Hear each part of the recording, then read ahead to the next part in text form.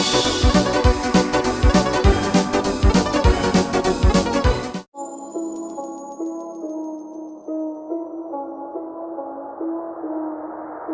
guys, it's Nick by Phillips here. Today we are back with episode 9 of YouTube Fetches. And this episode we are covering the animation channel Super Planet Dolan. I have no idea what to say for his intro. This will actually change because it will be leaked the other one. Bye! That means you'll freeze. And then you'll...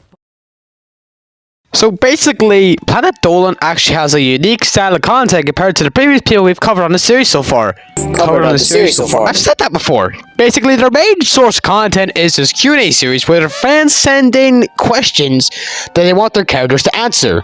And to be honest, it's actually unique, and it's also interesting.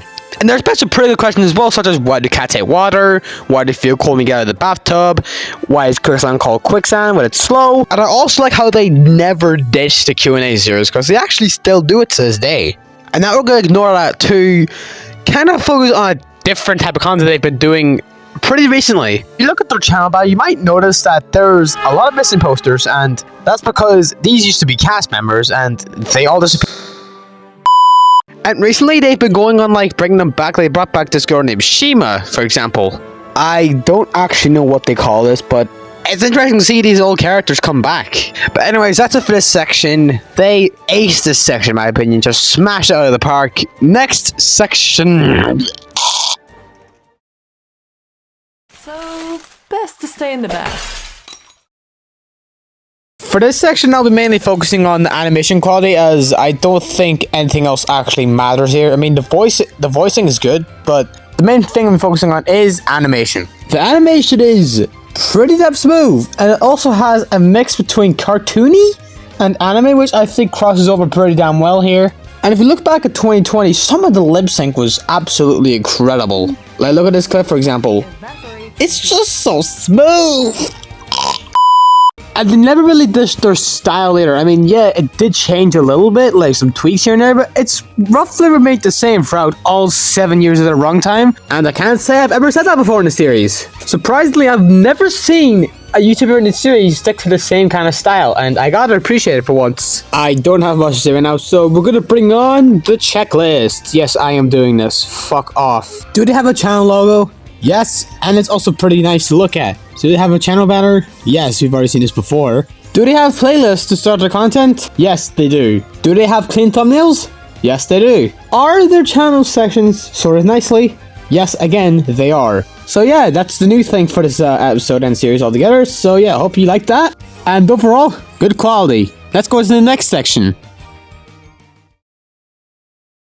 My name is Shima, and I'll be reading out the questions and answers. Planet Dolan easily has one of the most consistent upload schedules I've ever seen on this channel. Like, they still go by this upload schedule. What? Before I get to this, I just found out that they call the missing posters thing the missing arc. Yeah. So basically, I think what they do is they upload once every 2 weeks to 1 month, and they've just been doing that. And you know what? I can see why they stuck to this kind of schedule, because it's obviously animation is very, very difficult. I mean, I wouldn't know. We don't talk about that.